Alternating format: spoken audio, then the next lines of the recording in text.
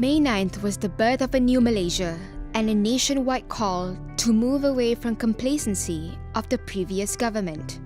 What are the changes that you expect from Malaysia Baru? Too many innocent young girls become wives and mothers too early in life. We take pride in the freedom we fought for, but why aren't our children protected as they are and are forced to mature too early? The Orang Asli have been left behind in the development of our country, despite having just as much claim over this land. Why aren't Malaysians ready to give the Orang Asli in Malaysia the recognitions and rights as a true Bumiputra that they deserve? We get riled up in a fight for good governance and unite under the flag of human rights to get what we want. Is the Rakyat really concerned about human rights when we exploit migrant workers who live within our borders?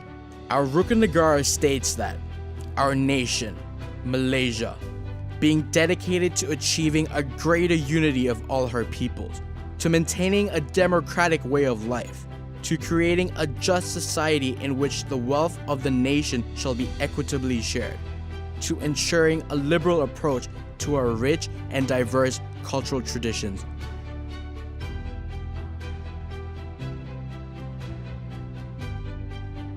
Kalau ikut UNAM saya tengok, hak orang asli memang tak ada sekarang saya tengok.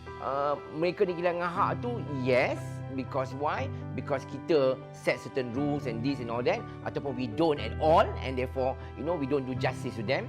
Ya, hak-hak kanak-kanak sekarang ini sudah hilang. Hak orang asli memang hilang. Are lost. Have they ever been gained?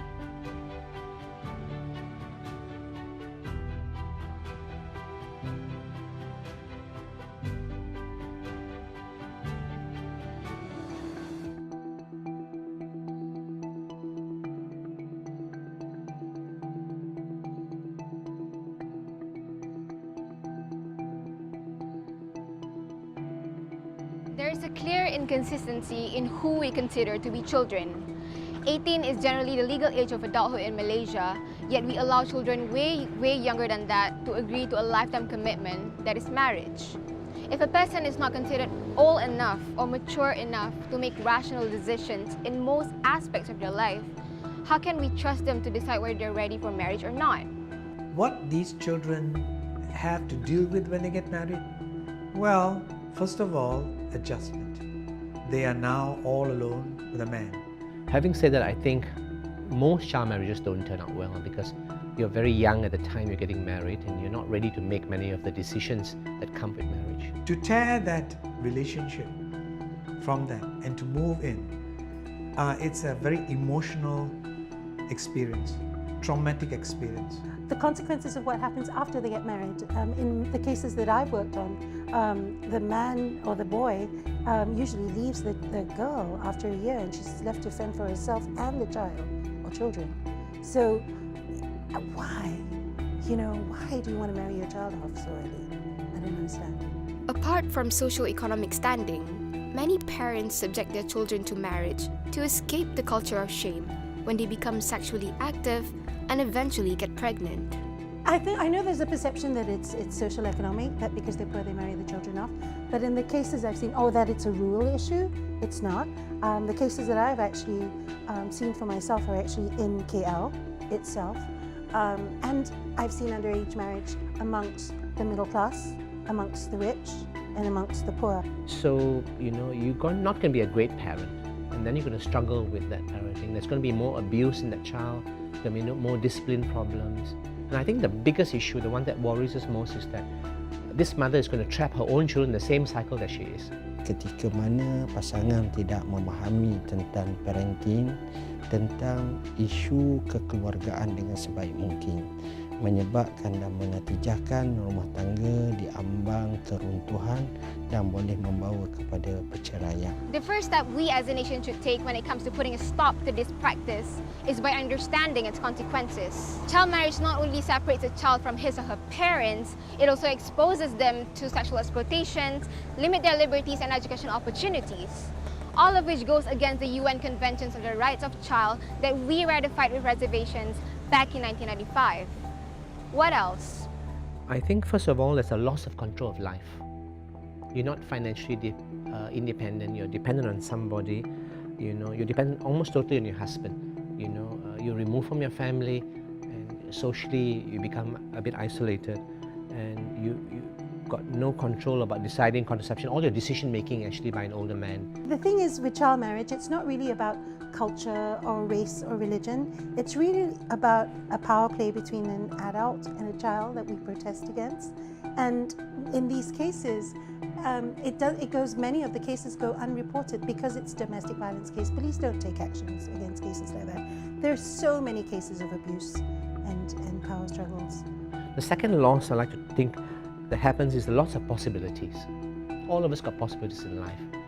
If we don't get married that young, we've got a chance to get educated, hold a job, have a career, do something in life that's meaningful. Now this young person becomes a homemaker, a housewife very early, and doesn't have that opportunity to have a full trajectory of her life. She has a muted trajectory of her life. Children are not adults. They are not small adults. They should be given opportunity to learn, explore, play, have fun, basically to be children. And the third loss is the ability to improve her children's outcome. Most of us desire that for our children. We hope that our children will do better than ourselves, not so much financially, but more in terms of education, socially, in the upbringing. And now she's not able to offer that to her children because she's trapped in this poverty cycle and the gender inequality that occurs with a teenage pregnancy. Tetapi memandangkan dalam situasi keadaan sekarang, keperluan pembelajaran, pendidikan dan juga sistem yang ada menyebabkan anak-anak masih lagi perlu kepada sejumlah ilmu untuk menjadikan diri mereka benar-benar dapat merentasi kehidupan dengan aman dan damai. Dengan sebab itulah berlaku hak yang telah ditetapkan oleh kerajaan. Not only that, a collective commitment as pushed by grassroots organizations and activists at federal and state level is much more important than we think. A call to revisit Law Reform Act on marriage and divorce as well as Islamic family law has also been a large part of the public discussion. I think the solutions are very simple. We just need a mandatory law stating what's the youngest anyone could get married. And it's 18, I think that we just move on with that. But you know, many people worry about religious sensitivities. Other people are worried about cultural sensitivities. Yeah, I know we will step on some people's toes and so on, but I think it's time to grow up as a country. There must be a political commitment at all levels. Once your children's years are gone, they're gone. Once you become an adult, you cannot go back to being a child anymore.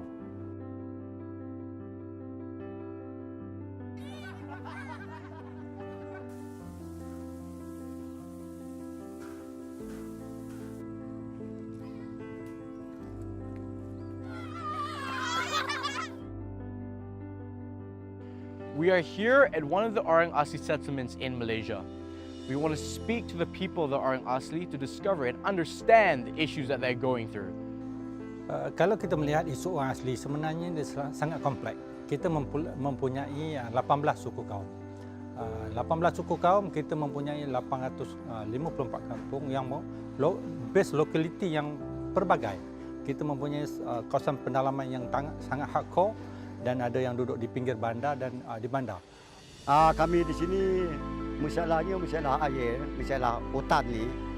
Bila pembalak je buat pembalak, mana air kami nak guna tu sudah mencemar. Ya, kalau lihat pada tahun 60-an, mana ada orang asli buat bloket. Kerananya ada punca dan ada sebabnya yang kami membuat sekatan. Dan masyarakat saya pun tidak pernah selama ini kita buat sekatan. Tapi kerananya mereka telah melanggar adat tok nenek moyang kami dan melanggar hak asasi orang asli, di mana mereka menceroboh tanpa pengetahuan kami. Di situlah puncanya kami menahan segala kenderaan syarikat yang masuk ke kampung kami. Bila kita tengok saja syarikat masuk, prom. Dia tak jumpa pun kami. Tak jumpa dengan Tok Batin. Jadi kami tengok sajalah nak buat apa.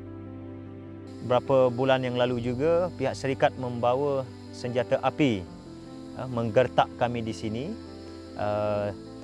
2-3 security yang berpakaian baju vest warna hijau, mereka bawa senjata dan menggertak kami lah.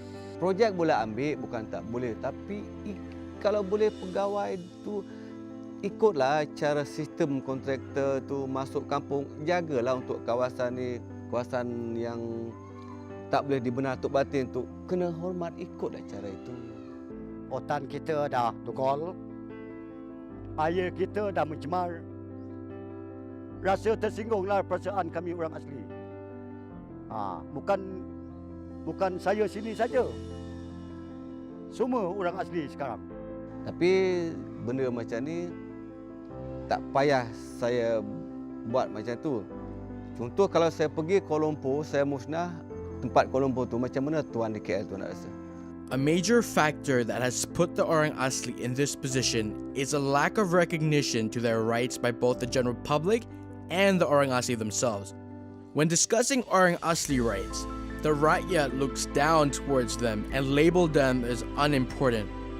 We seldom listen to their needs, and when a tragedy happens, our attention towards them fizzle out quickly. Kenapa orang asli harus tahankan hak? Kerana orang asli adalah satu kaum yang unik. Kenapa?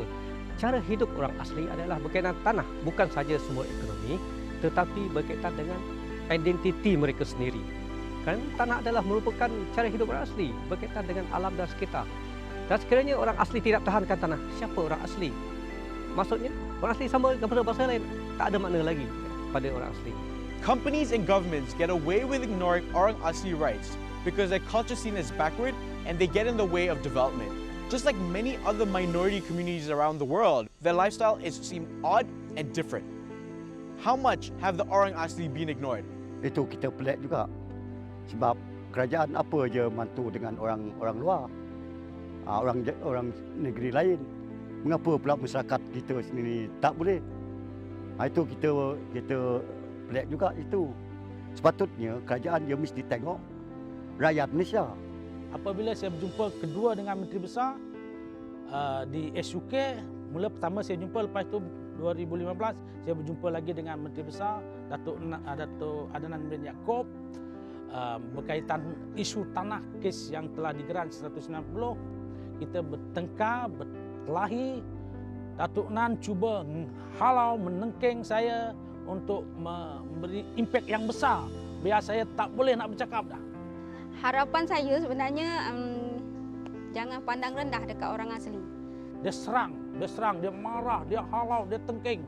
Dia kata, kamu ni cerdik daripada menteri, dia kata. Keluar, dia kata. Mana ini perkara ini salah satu serangan yang paling kuat pada diri itu. Ini Menteri Besar Datuk Nan sendiri yang mengatakan. Tak kira lah Cina, India ke Melayu ke asli ke, tak kira. Kita satu bumbung.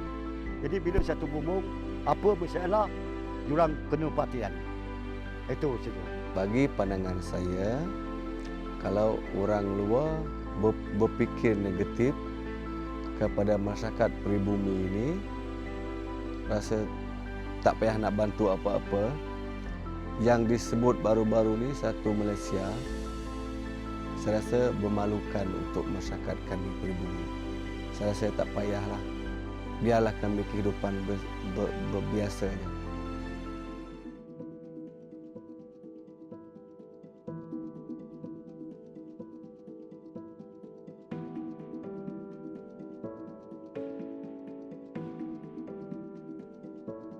I'm from Bangladesh. I come from Bangladesh. Saya dari negara Bangladesh. Saya sudah sini sampai 7 tahun. Malaysia duduk sudah 7 tahun. We're living here until 4 years. Coming from various countries, including Indonesia, Bangladesh and Cambodia, they look for a better life here in Malaysia so they can send back their hard-earned money back home, just so their children can go to school and they can put food on their tables for their families. Migration is not new to Malaysia. Our forefathers, if we look at historically, I think majority of us in this country are migrants. And when I go to certain places like some high-end restaurants, they're like, oh, what is this guy doing there? We're doing here, something like that. If you are a tourist from a Western country, you're given due respect, you know. But if you are a migrant worker from a poor country, you could be the same religion, you could be the same color skin, but yet you don't get that same respect as you would give to others. Kita melantang dengan laung bersuara hak asasi manusia, humanity and going to United Nations all that, and then di belakang ni kita have this closed door that hey, you know, you can't come and do Malaysia because you're not Malaysian enough. So what about other countries? They also can close their door. Mereka juga boleh hantar all balik rakyat-rakyat Malaysia yang bekerja luar negara tu. The other thing I think employers should do is that realize that their asset is the workers, which they know. And if your asset is your worker, then respect the right of labour, work time, rest time, and minimum wages that fits what the amount of time they give in. Malaysians think that migrants are here to take over the country. So I think for me tak ada masalah negara membuka pintu laluan kepada all the immigrant because we are not the only country. It's impossible for any country yang nak progress sekarang with the rate of progression that's happening in this country that we have enough manpower lah. So let's not be a bit sombong lah. Hari ni kita buka pintu bila kita perlukan orang, bila kita tak perlu kita campak saja orang. So have a bit of gratitude. Some of Malaysian people, their pride, we are local, we are foreigner. Migrant workers are here for what? To work, to develop a country. We should be saying thank you, not I dislike you. Lagi satu kes itu polis. Dia orang tanda tangan pasport ada kata, dia orang tanda duit saja. Kalau sudah ada duit, dia orang bagi lepas. So di mana kesilapannya? I want to ask you. Because why datang juga sikap itu daripada mak desa sendiri. Kerana kesombongan kita, kerana kelantang kita ni, and then kita forget. Hello, these people are just human being. There should be equal treatment, right? So a local worker is paid the X amount, a migrant worker should also be paid the same amount. They're doing the same job. I see that every hotel the same. The foreigner to pay the very cheap rate and the local to the high pay. So given a choice to take Malaysian or immigrant, I just care for anyone who does the bloody job well.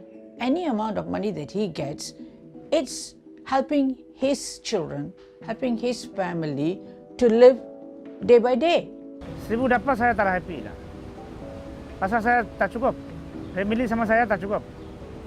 Look at the construction. Again, 90% of construction workers are migrant workers. No ordinary Malaysian wants to go and do that tough job. Tapi let's not forget, a lot of all this orang kata dirty work and difficult work and tough works are not easily, you know, being taken over by just about anybody. You nak buat ke? You nak angkat batu ke? Any one of you? You want to do that? Nak angkat? Because not of us, you know, are willing to do the hard work. Malaysians claim to be progressing towards better protection of human rights, but we still treat migrant workers as if they are not human. We ignore their existence and look over their conditions they work in. As long as we support the structures that continues to oppress these people, we are xenophobic. Any employer wants things to be easy, profitable, and something that is efficient. So if they can find ways for shortcut, they will go for it.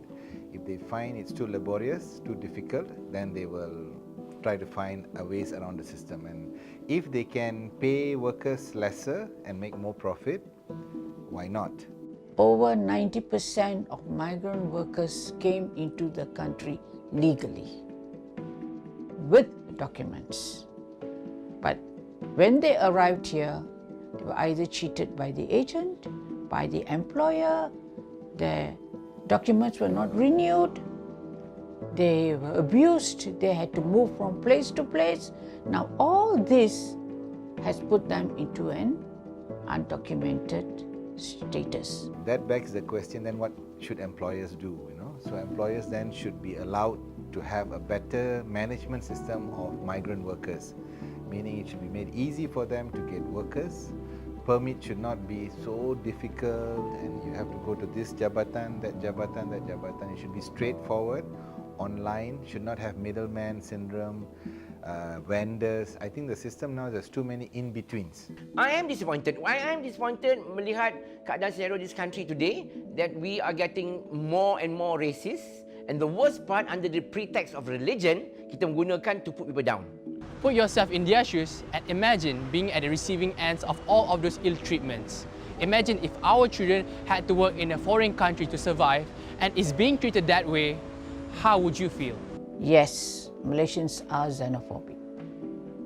And when you are, then it creates a lot of confusion, it creates a lot of problems on how you look at migrant workers. We are all human beings. We are all same. We are human rights, all are equal. Oh yes. A lot of them. Bukan xenophobic aja. Hipokrisi pun kuat. Tanam dua muka. Oh, a lot. Cakap macam ni, belakang backstep banyak. Oh yes. We have a kind of disease, penyakit hari ni. Sadly to say lah. Whether we admit or not, we are.